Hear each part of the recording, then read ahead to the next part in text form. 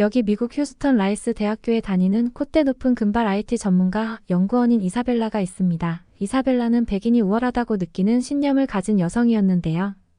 이런 콧대 높은 여성이 한국에 가게 되어 기이한 변화를 겪은 걸까요? 안녕하세요. 저는 대학 교수, 부모님 태어난 이사벨라는 어렸을 적부터 전교 1, 2등을 놓치지 않는 학생이었습니다.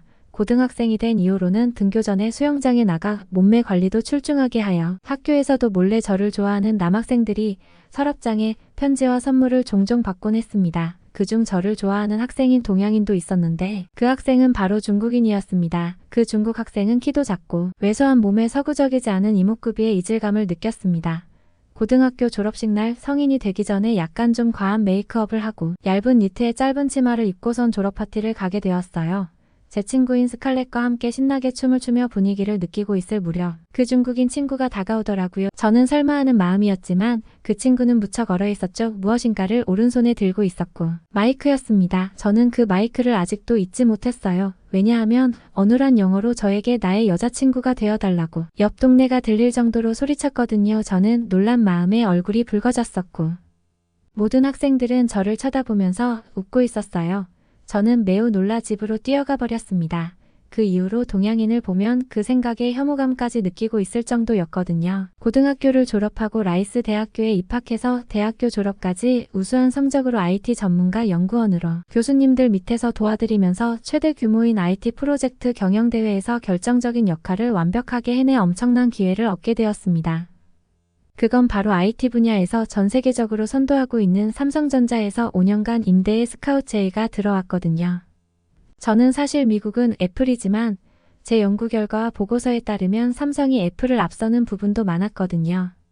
저는 엄청난 고민에 빠졌습니다. 제 성공을 위해서라면 무조건 가는 게 맞지만 어려서 중국인에 대한 엄청난 트라우마 때문에 동양인이라면 딱 질색이었거든요. 고민하는 저를 보고 교수님은 왜 고민하느냐고 물으셨습니다. 저는 저의 트라우마인 중국인 사건에 대해 이야기를 하였고 교수님은 매우 지금 한국인들을 과소평가하고 있다며 꾸짖으셨습니다. 한번 가보고 느껴보라고 저를 등 떠밀듯이 보내셨죠. 저는 조지 부시 인터컨티넨털 공항을 도착해 휴스턴에서 가장 큰 공항을 보며 비행기를 탄다는 설레임을 안고 인천공항으로 향했습니다. 저는 인천공항에 도착하자마자 깜짝 놀랄 수밖에 없었는데요. 아니 왜 이게 뭐야, 왜 한국 인천공항은 이렇게 큰 거지? 압도적인 천장 높이와 그동안 볼 수 없었던 광경들이 눈앞에 펼쳐졌습니다. 그중 가장 놀란 것은 한국의 작은 슈퍼마켓이라 할 수 있는 GS 편의점이었는데요.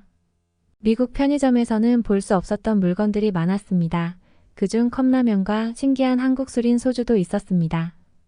그중 가장 눈에 띄는 것은 유튜브에서 외국인들이 맛있게 먹었던 영상이 기억이 떠올랐습니다. 신라면을 도착하자마자 배가 고파 저는 배도 무척 고팠고 신라면을 편의점에서 하나 구매했습니다. 한글을 읽을 수가 없어서 유튜브를 보며 하나하나 만들어가는데 이게 무슨 일일까요? 갑자기 편의점 직원이 옆에 와 제가 옆에 널브려 놨던 쓰레기를 치우면서 도와드릴까요 하며 친절하게 컵라면에 뜨거운 물을 받아주셨고 그 남자는 한국 남자였습니다.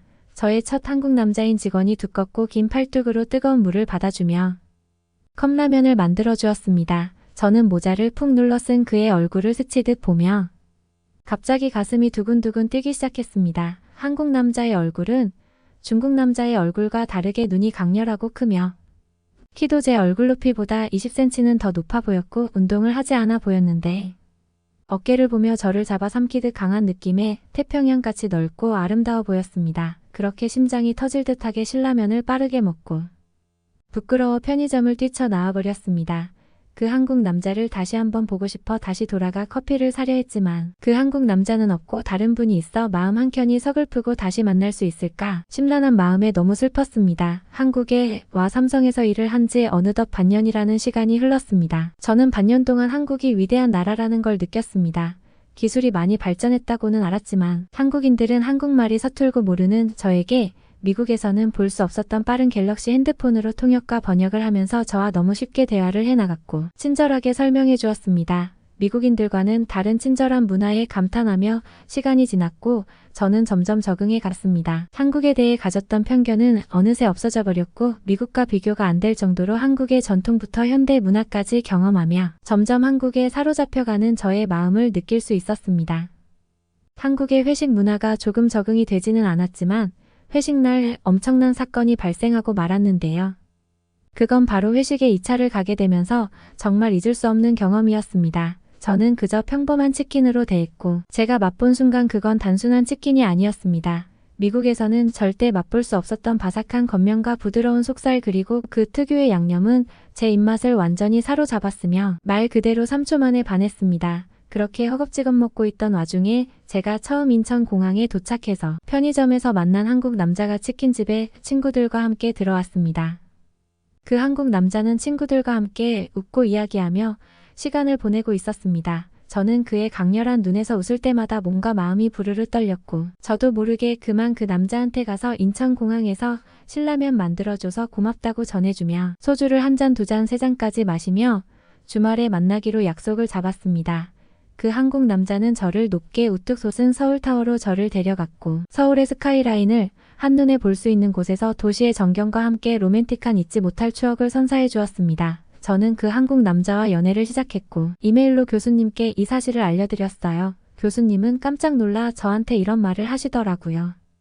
이사벨라, 너가 한국에 대해 부정적인 마음으로 가득 차 있어서 바로 돌아올 줄 알았었다. 한국 남자까지 만난다니. 정말 신기하고 놀라움을 감추지 않으셨어요. 그렇게 이 한국 남자와 만나면서 치킨으로 맺게 된 인연으로 저희는 한국의 치킨 모든 브랜드의 종류를 맥주와 함께 한국의 야구 경기장에서 바삭하고 짭조름한 치킨의 맛과 맥주는 끝내주었습니다. 이 치맥은 단순한 음식의 조합을 넘어 저의 한국 사랑에 대한 삶과 문화를 경험하게 한 독보적인 음식이었습니다. 저는 한국을 과소평가했던 부분에 대해 부끄러움을 많이 느꼈습니다. 또 하나 정말 신기했던 부분 중 하나로 치킨집에서도 공짜 인터넷인 와이파이가 된다는 점이었는데요.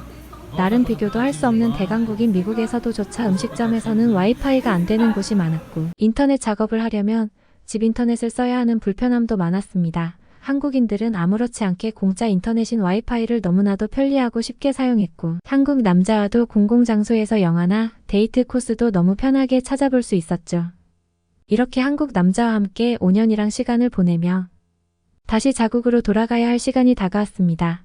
저는 미국으로 돌아갔고 간간히 한국 남자친구와 이메일과 영상통화를 하며 지냈고 그런데 점점 마음은 한국을 향해 다시 돌아가고 있었습니다. 그러면서도 스테이크와 감자튀김, 햄버거 샐러드만 먹으니 한국의 음식이 생각나더라고요. 그 중에서도 은은하고 강렬했던 치킨의 깊은 소스의 맛과 한국의 부드럽고 시원했던 맥주, 그리고 소리치면서 응원했던 야구 경기장까지 생각나 미칠 지경이었습니다.